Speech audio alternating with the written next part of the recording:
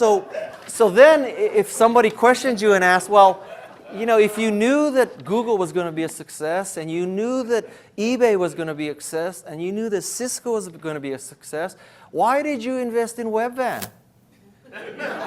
You know, didn't you think that Louis Borders, who created Borders Bookstore, was a proven executive?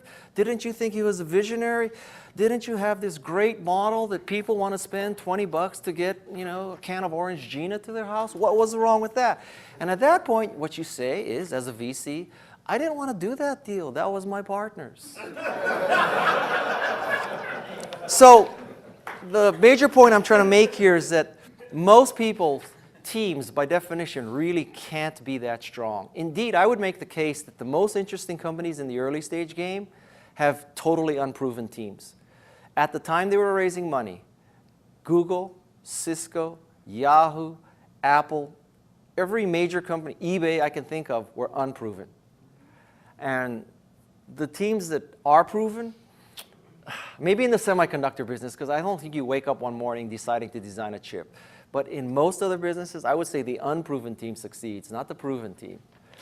The ninth slide is your projections. I believe projections should be one page.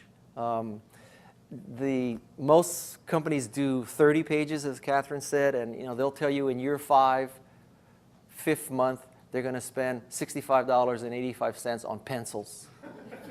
And that's the number 2 pencils. They also have a budget for 2.5 pencils, right? I think it's one page, but the most important part of the financial projections is not the numbers of the dollar amounts, it is the metrics. So how did you get to that number? So if you're telling me that in year 5 you're doing $100 million and it's because you have 10% of the people in China using your service, I won't believe you. If you're telling me that in year 1 you're going to be doing $25 million and you have 10% of the Fortune 500 as your customers, I won't believe you. Right? So you need to tell me that you're getting 1 customer in year 1 and doing 25 million. It's the metric that's more important to me. Basically, when I look at entrepreneur projections, I add a year to the shipping date and I divide by 100.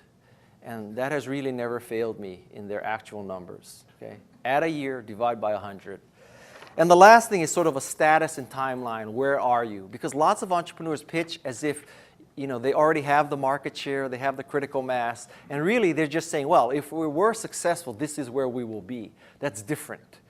So those are the 10 slides. My 5th point is, like many other things, I think you have to drill a lot of holes, that this is a numbers game.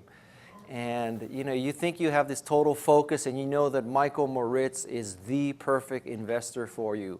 Roughly 10,000 companies a year believe that Michael Moritz of Sequoia is the perfect investor for you. You have to drill a lot of holes because at the end of the day, you either got the money or you didn't. Sequoia's money, Kleiner Perkins' money is arguably better than anybody else's, but at the end of the day, all money is green.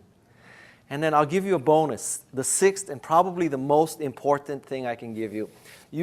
So the 5 were, you're doing something worth funding, you can explain it in 15 seconds, you have a clean deal, you have 10 slides, 20 minutes, 30-point PowerPoint, you drill a lot of holes. I can tell you something that usurps and trumps all of this, okay?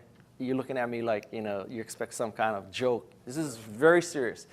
If you show up at a venture capital firm and you say, using our credit cards, our family's money, we've invested $100,000, we've used MySQL, PHP, WordPress, Ruby on Rails, Python, whatever it is. We created this site, we opened it up. In the first month we had 10,000 registrations. In the second month we had 20,000. In the third month we had 80,000. We need money to buy servers and to scale. We need to hire an ad force because we have more impressions possible than we can have ads right now. We have excess advertising inventory. We've taken $100,000 and we're just doing so well. We really need capital to grow as opposed to prototype. All bullshit ends there. You can have a 60-slide PowerPoint presentation. It doesn't matter. It may take you 10 minutes to explain what you do. It doesn't matter. You may have all kinds of lawsuits pending. It doesn't matter. All that goes away if you show a company where the dogs are already eating the food. Because at the end of the day, wow, that's what everybody's looking for. We want to see, we all fantasize about the next Google, right? They come in and they say, wow, we need to buy thousands of Linux boxes because the number of search engines is doubling every day. Hallelujah. I mean, once in my career, I would like to fund a company that is scaling too fast. For once, just God, just give me one company that they come in and they say, we need more money to scale, as opposed to, oh, well, we're behind schedule, so we need more money, and this time we'll really finish on time. If you can just show that the dogs are eating the food, everything else doesn't matter, because truly you've proven that you have a fundable and a viable company. And so that would be my 5+1 tips for raising early stage capital. Thank you. Thank you.